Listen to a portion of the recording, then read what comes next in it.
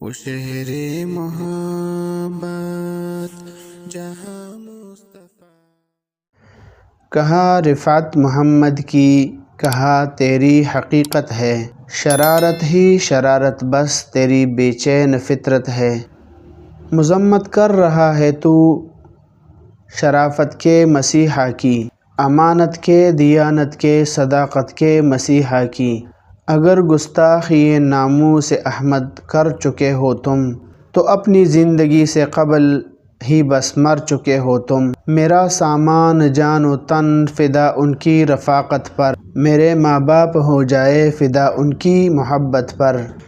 زبان رکھتا ہوں ایسی جس کو سب تلوار کہتے ہیں، میرے اشعار کو اہل جہاں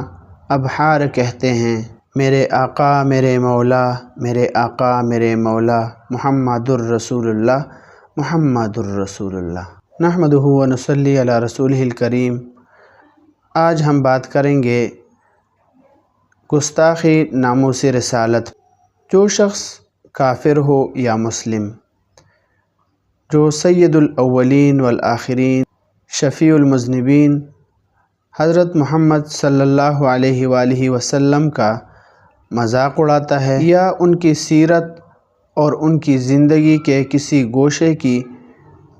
استہزاء کرتا ہے، یا ان کی توہین اور تنقیص کرتا ہے، یا ان کو گالی دیتا ہے، یا ان کی طرف بری باتوں کو منسوب کرتا ہے، یا ان کے ازواج مطہرات یعنی امہات المؤمنین کو برے القاب بولتا ہے، اور ان کی تشبیہ غلط عورتوں کے ساتھ دیتا ہے، اور صحابہ کرام رضوان اللہ علیہم اجمعین کے بارے میں نازیبا الفاظ استعمال کرتا ہے، یا قرآن مجید کے بارے میں کوئی برا بلا کہتا ہے، یا اس کا استہزاء اڑاتا ہے کسی آیات کا، یا اس کو مجنون یا دیوانے کی کتاب بتاتا ہے، یا اس کو ناول یا کسی کہانی سے تعبیر کرتا ہے، تو وہ آدمی سراسر کافر، مرتد، زندیق اور ملحد ہے۔ اگر ایسا آدمی کسی مسلمان ملک میں یہ عمل کرتا ہے تو ایسے شخص کو مسلمان حکومت کے اوپر قتل کرنا واجب ہے، اور مشہور قول کے مطابق اس کی توبہ قبول نہیں کی جائے گی، اور جو شخص اس کے کفر میں شک کرتا ہے تو وہ بھی کافر ہے، اور یہ ائمہ اربعہ کا مسلک ہے، اور اس پر امت کا اجماع ہے، جیسا کہ شیخ الاسلام امام تقی الدین ابو العباس احمد بن عبدالعلیم بن عبدالسلام حرانی دمشقی المعروف بابن تیمیہ، انہوں نے اپنی مشہور کتاب الصارم المسلول علی شاتم الرسول میں تحریر فرمایا ہے ان من سب النبی صلی اللہ علیہ وآلہ وسلم من مسلم او کافر فإنہ یجب قتلہ، ھذا مذہب علیہ عامۃ اہل العلم۔ قال ابن المنذر اجمع عوام اہل العلم علی ان حد من سب النبی صلی اللہ علیہ وآلہ وسلم القتل، وممن قالہ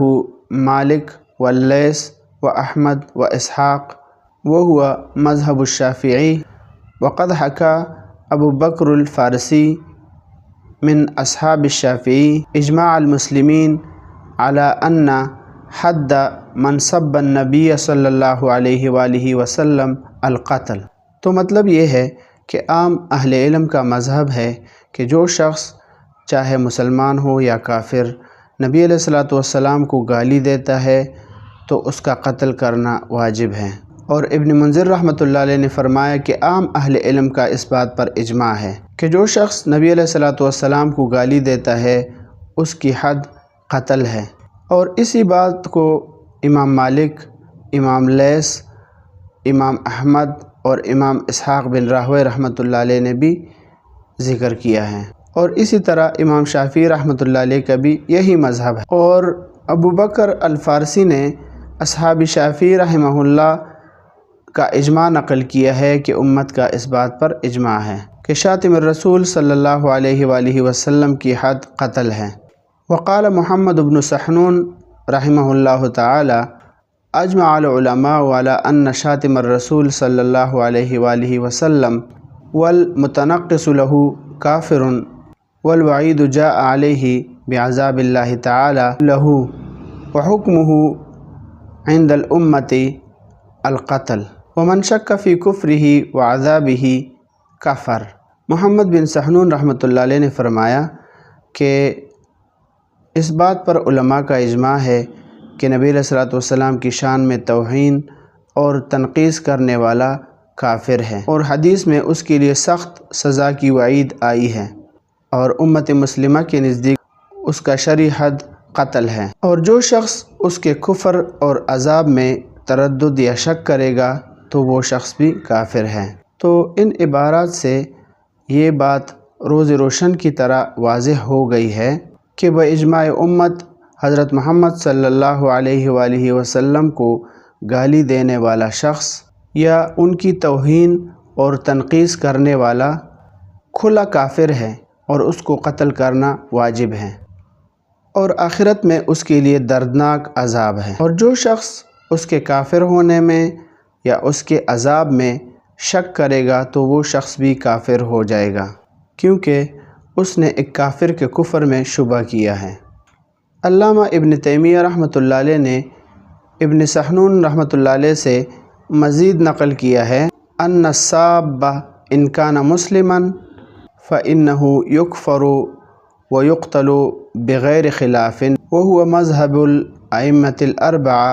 وغیرہم، کہ اگر گالی دینے والا مسلمان ہے تو وہ کافر ہو جائے گا اور بلا اختلاف اس کو قتل کر دیا جائے گا، اور یہ ائمہ اربعہ وغیرہ کا مذہب ہے۔ اور امام احمد بن حنبل رحمۃ اللہ علیہ نے تصریح کی ہے، قال احمد بن حنبل سمعت ابا عبداللہ یقول کل من شتم النبی صلی اللہ علیہ وآلہ وسلم او تنقصہ مسلما کان او کافرا فعلیہ القتل وارا ان یقتل ولا یستتاب۔ جو آدمی بھی خواہ مسلمان ہو یا کافر رسول اللہ صلی اللہ علیہ وآلہ وسلم کو گالی دیتا ہے یا ان کی توہین اور تنقیص کرتا ہے تو اس کو قتل کرنا واجب ہے، اور میری رائے یہ ہے کہ اس کو توبہ کرنے کے لیے مہلت نہیں دی جائے گی بلکہ فوراً ہی قتل کر دیا جائے گا۔ اشباہ میں ہے کہ نشے میں دت آدمی کی ردت کا اعتبار نہیں کیا جائے گا، البتہ اگر کوئی آدمی نبی علیہ الصلوۃ والسلام کو گالی دینے کی وجہ سے مرتد ہو جاتا ہے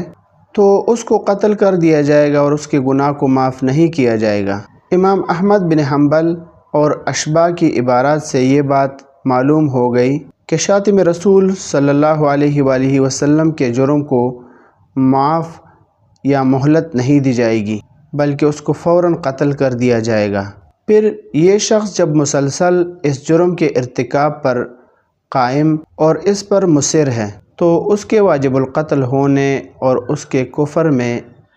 اور اس کی توبہ قبول نہ کرنے میں کوئی شک ہی نہیں ہے۔ لہٰذا فقہ کی کتابوں میں لکھا ہے کہ جو شخص بدستور اپنے ارتداد کے عمل پر برقرار رہتا ہے یا بار بار مرتد ہوتا رہتا ہے تو اس کو فوراً قتل کر دیا جائے گا اور اس کی توبہ قبول نہیں کی جائے گی، جیسے کہ شامی میں ذکر ہے۔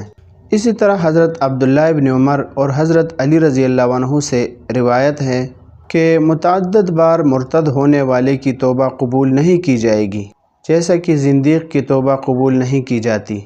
اور یہ امام مالک، امام احمد اور امام لیث رحمۃ اللہ علیہ کا مذہب ہے۔ امام ابو یوسف رحمۃ اللہ علیہ سے مروی ہے کہ جو شخص بار بار ارتداد کا ارتکاب کرتا رہتا ہے تو اس کو بے خبری میں کسی حیلے سے قتل کر دیا جائے۔ اسی طرح شامی میں ہے کہ نعوذ باللہ من ذالک ہر وہ شخص جو مسلمان ہو اور پھر مرتد ہو جاتا ہے کہ اس کی توبہ قبول ہوتی ہے، لیکن وہ شخص جو مکرر یعنی بار بار اس کا ارتکاب کرتا ہے تو اس کی توبہ قبول نہیں ہوتی۔ جو شخص انبیاء میں سے کسی نبی کو گالی دینے کی وجہ سے مرتد ہو جائے تو اس کو قتل کر دیا جائے گا اور کسی حال میں بھی اس کی توبہ قابل قبول نہیں ہے۔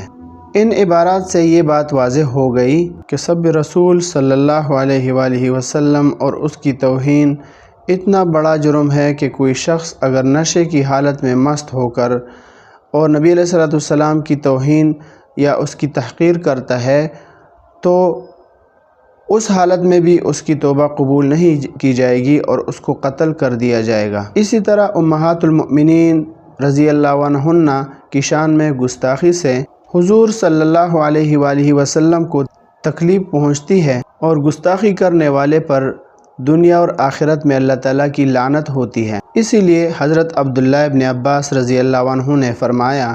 کہ امہات المؤمنین رضی اللہ عنہن کی شان میں گستاخی کرنے والے کی توبہ قبول نہیں کی جائے گی اور وہ مباح الدم ہے۔ لہٰذا حضرت عائشہ صدیقہ رضی اللہ عنہا کو گناہ کی تہمت لگانے والے کے جرم کا ثبوت اور حضرت عائشہ صدیقہ رضی اللہ عنہا طیبہ طاہرہ کی پاک دامنی کا ذکر تو قرآن مجید میں مذکور ہے۔ فقہا نے بھی اس کی روح سے ایسے شخص کو مباح الدم کہا ہے جو حضرت عائشہ صدیقہ طیبہ طاہرہ رضی اللہ عنہا کے اوپر گناہ کی تہمت لگاتا ہے، جیسے کہ شامی میں مذکور ہے۔ نعم لا شک فی تکفیر من قذف سیدۃ عائشہ رضی اللہ تعالی عنہا، حضرت سیدہ عائشہ طیبہ طاہرہ رضی اللہ عنہا کو تہمت لگانے والا بلا شبہ کافر ہے۔ اب ملعون مرتد پشتون بنیری نے ایسے گناہ کا ارتکاب کیا ہے جس میں نبی علیہ الصلوۃ والسلام کے شان میں گستاخی اور حضرت عائشہ طیبہ طاہرہ رضی اللہ عنہا کی شان میں گستاخی، اسی طرح خلیفہ رابع حضرت علی کرم اللہ وجہہ کی شان میں گستاخی کا مرتکب ہوا ہے، اور اس نے شان رسالت میں دریدہ دہنی اور ذہنی خباثت کی بدترین مثال پیش کی ہے، جو ابھی تک دنیا میں ایسا نہیں لگتا کہ ایسے الفاظ جو پشتون بنیری نے استعمال کیے ہیں ہمارے حضرت آقا حضرت محمد صلی اللہ علیہ وآلہ وسلم کی شان میں، حضرت علی رضی اللہ عنہ کی شان میں، یا حضرت عائشہ صدیقہ طیبہ طاہرہ رضی اللہ عنہا کی شان میں جو الفاظ اس نے استعمال کیے ہیں۔ اب اس شخص کا مراد جو بھی ہو، چاہے وہ یورپ کی نیشنلٹی حاصل کرنے کے لیے اس نے کیا ہو، یا جو سادلوہ انسان مسلمان ہیں ان کے دلوں میں شکوک شبہات یا غلط بات راسخ کرنا مراد ہو، لیکن یہ بات یاد رہے کہ کوئی بھی اسی طرح گستاخ، آپ ماضی میں جھانک سکتے ہیں، تاریخ گواہ ہے، کوئی بھی اسی طرح گستاخ جو نبی علیہ الصلوۃ والسلام کی شان میں گستاخی کرے وہ بچتا نہیں ہے۔ ایک نہ ایک دن کوئی نہ کوئی اس تک پہنچ جاتا ہے اور اس کا گردن اس کی چھری کے نیچے آ سکتا ہے۔ اللہ کرے کہ اس کا بھی جلدی سے قلع قمع ہو، تاکہ لوگوں کے دلوں کو جو ٹھیس پہنچی ہے اور نبی علیہ الصلوۃ والسلام کی شان میں جو گستاخی ہوئی ہے اس کا جلدی سے کفارہ مل جائے۔ لہٰذا یہ شخص اگر پہلے سے مسلمان تھا تو یہ مرتد ہوا ہے، اور ارتداد کے اوپر اصرار اور مصر رہنے سے یہ زندیق اور ملحد کے حکم میں ہیں، جیسے کہ پہلے میں نے بتا دیا ہے کہ جس کی توبہ کا کوئی اعتبار نہیں اور اس کی سزا قتل ہے۔ دنیا کے تمام مسلمانوں کا عقیدہ اور ایمان ہے کہ حضرت محمد صلی اللہ علیہ وآلہ وسلم اللہ کے رسول اور بندے ہیں، تبلیغی دین اور اشاعت اسلام میں بالکل امین اور حق گو ہیں، اور اس منصب کو بالکل صحیح طریقے سے صحیح طور پر انجام دینے والے ہیں، اور دین اسلام کی تکمیل فرما دی گئی ہے، اور اس میں کسی قسم کی کوتاہی اور خامی نہیں ہوئی ہے۔ اسی طرح قرآن مجید کو اللہ تعالیٰ کا کلام سمجھتے ہیں، قرآن کو غیر اللہ کا کلام کہنا سراسر کفر ہے۔ اسی لیے جب کفار مکہ نے قرآن کے مخلوق کا کلام ہونے کا دعویٰ کیا تھا تو اللہ تعالیٰ نے جواب دیا تھا اور چیلنج دیا تھا کہ اگر یہ اللہ تعالیٰ کا کلام نہیں ہے، غیر اللہ کا کلام ہے، تو تم اور تمہارے سارے احباب دوست مل کر اس قرآن کی طرح ایک چھوٹی سی صورت لے کے آؤ اگر تم سچے ہو۔ لیکن یہ چیلنج قیامت تک باقی ہے، اب تک نہ کوئی بنا سکا اور نہ کوئی قیامت تک بنا سکے گا۔ اور اسی طرح قریب کے دور میں شاتم رسول سلمان رشدی نے مہونڈ کا آڑ لے کر یہ تاثر دیا ہے کہ حضرت محمد صلی اللہ علیہ وآلہ وسلم میں فرشتے اور شیطان کی آواز کے اندر تمیز کرنے کی بھی اہلیت نہیں ہے، نعوذ باللہ من ذالک۔ اور یوں اس نے کلام الہی کو جو حضرت جبرائیل علیہ السلام کے وساطت سے نازل ہوا ہے، نعوذ باللہ من ذالک، شیطانی کلام ثابت کرنے کی گستاخانہ، مکروہ اور شیطانی جسارت کی ہے۔ تو ان عبارات سے یہ بات واضح ہو گئی ہے کہ پشتون بنیری اور اسی طرح جو ملحدین کے ٹٹو ہیں وہ سارے اس کے اندر شامل ہیں۔ تو اسی لیے تمام اسلامی حکومتوں کے لیے ضروری ہے کہ اگر کافر، ملحد، مشرک اور زندیق پشتون بنیری ان کی حکومتوں کے تحت رہ رہا ہے تو فوری طور پر اسے قتل کر کے اسے جہنم رسید کر دیا جائے۔ لیکن اگر ان کی حکومت میں نہیں ہے، کسی اسلامی مملکت کے تحت نہیں ہے، لیکن سفارتی تعلقات پر اس پر دباؤ ڈالنا کسی بھی طریقے سے اگر ممکن ہے تو اس پر دباؤ ڈال کر اس کو قتل کر دینا ضروری ہے، ورنہ ایک بدبخت اور شقی ازلی اور شاتم رسول کو پناہ دینے والے ملک سے تعلق اور دوستی رکھنا جائز نہیں ہوگا۔ جیسا کہ قرآن شریف میں ذکر ہے، لا تجد قوما یؤمنون باللہ والیوم الآخر یوادون من حاد اللہ ورسولہ ولو كانوا آباءهم او ابناءهم او اخوانهم او عشیرتهم، کہ جو لوگ اللہ تعالیٰ پر اور قیامت کے دن پر ایمان رکھتے ہیں، آپ ان کو نہیں دیکھیں گے کہ ایسے شخص کے ساتھ وہ دوستی رکھے جو اللہ اور اس کے رسول کے برخلاف ہیں، خواہ وہ ان کے باپ یا بیٹے یا بھائی یا ان کے گھرانے کے کیوں نہ ہوں۔ اسی طرح دوسری جگہ میں ارشاد ہے، یا ایھا الذین آمنوا لا تتخذوا عدوی وعدوکم اولیاء تلقون الیکم بالمودہ، اے ایمان والو تم میرے دشمنوں اور اپنے دشمنوں کو دوست مت بناؤ کہ ان سے دوستی کا اظہار کرنے لگو۔ اور اگر حکومت اس عظیم امر کو انجام دینے کے لیے تیار نہیں ہے تو ہر مسلمان کے لیے ضروری ہے کہ طاقت بشری کے مطابق کوشش کر کے اللہ کی زمین کو شاتم رسول سے پاک اور صاف کر دے، کیونکہ یہ اظہار دین خداوندی کی تکمیل اور اعلاء کلمت اللہ کا ذریعہ ہے۔ جب تک زمین سے شاتم رسول کو ختم نہیں کیا جائے گا اس وقت تک مکمل دین اللہ تعالیٰ کے لیے نہیں ہوتا ہے جو اللہ تعالیٰ نے دیا ہے۔ ایک اور جگہ میں اللہ تعالیٰ کا ارشاد ہے، وَقَاتِلُوهُمْ حَتَّى لَا تَكُونَ فِتْنَةٌ وَيَكُونَ الدِّينُ كُلُّهُ لِلَّهِ، اور تم ان سے اس وقت تک لڑو کہ ان میں فساد عقیدہ نہ رہے اور دین ہی اللہ تعالیٰ کا ہو جائے۔ اسی لیے صفحہ گیتی میں تاریخ کے اوراق گواہ ہیں کہ جو شخص حضور صلی اللہ علیہ وآلہ وسلم کو گالی دیتا تھا تو اس کو قتل کر دیا جاتا تھا، جیسا کہ کعب بن اشرف، یہودیہ عورت اور قبیلہ خطمہ کی عورت کو حضرت محمد صلی اللہ علیہ وآلہ وسلم کو گالی دینے کی وجہ سے اور اسلام مخالفت میں سرگرم رہنے کی وجہ سے قتل کر دیا گیا تھا۔ اسی طرح کعب بن زبیر عہد نبوی صلی اللہ علیہ وآلہ وسلم کے مشہور شاعر تھے۔ ابتدا میں وہ اسلام کی مخالفت میں سرگرم رہے، حتیٰ کہ ہادی اسلام صلی اللہ علیہ وآلہ وسلم کی ہجوں میں کچھ شعر بھی پڑھے تھے۔ معاندانہ کارروائیوں اور ہجوگوئی کی پاداش میں بارگاہ رسالت سے واجب القتل ہونے کا اعلان کیا گیا تھا، لہٰذا پشتون بنیری نے بہت بڑی گستاخی کی ہے اور اس کی ایک ہی سزا ہے کہ جب تک اس کو روئی زمین سے ختم نہ کر دیا جائے اس وقت تک اسلام اللہ کے لیے نہیں ہوگا، جیسا کہ شامی میں ذکر ہے۔ اور ایسے تمام مرتکبین کبیرہ جن کے گناہوں کا ضرر دوسروں کی طرف متعدی ہوتا ہے ان کو قتل کرنا جائز ہے اور قاتل ثواب کا مستحق ہے۔ الصارم المسلول علی شاتم الرسول لابن تیمیہ، المسألۃ الاولی 3-4 الدر المختار کتاب الجہاد باب المرتد۔ لہٰذا میری طرف سے حکومت وقت کو ایک درخواست ہے کہ کسی بھی طریقے سے اس کو ڈھونڈ کر پکڑ لیا جائے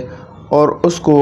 پایۂ تکمیل تک پہنچا دیا جائے۔ جب تک یہ عمل نہیں ہو اس وقت تک ہم یہ نہیں کہہ سکتے کہ ہم حضرت محمد صلی اللہ علیہ وآلہ وسلم کے امتی ہونے کی حیثیت سے یہ دعویٰ کر سکے کہ ہم نبی علیہ الصلوۃ والسلام کے امتی ہیں اور ان کے عاشق ہیں۔ لہٰذا حکومت وقت سے گزارش ہے کہ پشتون بنیری کو، چاہے وہ پاکستان کا ہے، بنیر کا ہے یا افغانستان کا ہے، اس کے بارے میں دونوں طرح کی باتیں مشہور ہیں کہ وہ افغانستان کا ہے لیکن آئی ڈی بناتا ہے بنیری پشتون کے نام سے، تو لہٰذا حکومت وقت سے گزارش ہے کہ اس کو پکڑ کر اس کو انجام تک پہنچا دیا جائے۔ وما علینا الا البلاغ۔